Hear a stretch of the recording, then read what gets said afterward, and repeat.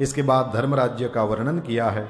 भगवान श्री हरि देखा कि हस्तिनापुर की राजगादी पर धर्म का स्थान है, धर्म संस्थापनार्थाय संभवामि युगे युगे। भगवान श्री हरि के यही उद्घोषणा है कि धर्म की संस्थापना के लिए ही आता हूं, और इसीलिए वे पधारे थे। धर्म की स्थापना हो गई, द्वारका जी पधारे हैं। द्वारका जी में भगवान का बहुत जबरदस्त स्वागत हुआ। तो शौनक मुनि ने हाथ जोड़ा, महाराज वो परीक्षित का क्या हुआ जिसको बचाया कन्हैया ने? बोले हाँ, 10 मास पूर्ण होते ही वह उत्तरा के गर्भ से वह शिशु जो परीक्षित है उसका प्राकट्य हुआ है। बोलिए परीक्षित महाराज की जय। वेदज्ञ दैवज्ञ ब्राह्मण आए हैं, परीक्षित के बारे में भविष्य कथन किया गया है। अब तो विदुर काका पधारे। उन्होंने देखा कि धृतराष्ट्र गांधारी ये हस्तिनापुर के महल में बैठे हैं और रोज खाना पीना आनंद करना, बस इसी में इनका समय जा रहा है।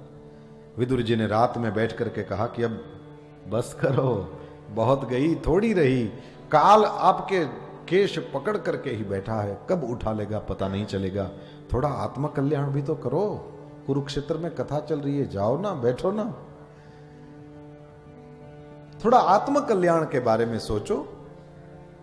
धृतराष्ट्र विदुर को बुलाता था हमेशा, पूछता था हमेशा, विदुर जो कहे वो सुनता था हमेशा, लेकिन मानता कभी नहीं था। इसलिए तो ये सब गड़बड़ हुई। लेकिन आज उसके कुछ भाग खुल गए। देखिए, भागवत तो कृपा करुणा का ग्रंथ है, इसमें धृतराष्ट्र गांधारी के भी मोक्ष का वर्णन है। आज माना, विदुर को कहा कि हम दोनों अंधे कहां जाएं, हम लोगों को भी जाने का मन करता है, हमको भी तपस्या करने का मन करता है, लेकिन हम जाएं तो जाएं कहां? और ये युधिष्ठिर हमको छोड़ करके वो यहां से हटता नहीं है, हम कहीं भी जा नहीं सकते। विदुर काका ने कहा, इच्छा हो तो रास्ते मिल जाते हैं, पहली बात नीयत की होती है। इच्छा है?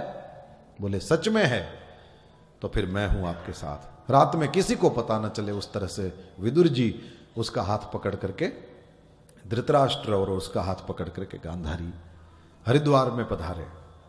गंगा किनारे हरिद्वार में इन्होंने तपस्या करी है। धृतराष्ट्र जैसे अधम को भी हरिद्वार की गंगा ने भगवान का धाम दिखा दिया। बड़ा अद्भुत प्रदेश हरिद्वार।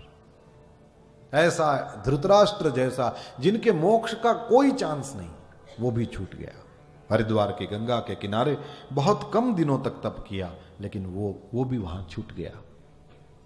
युधिष्ठिर महाराज को पता चला, कैसे खोजें, कहां खोजें? नारद जी पधारे। नारद जी ने कहा, चिंता मत करो, उन दोनों की सदगति हो गई।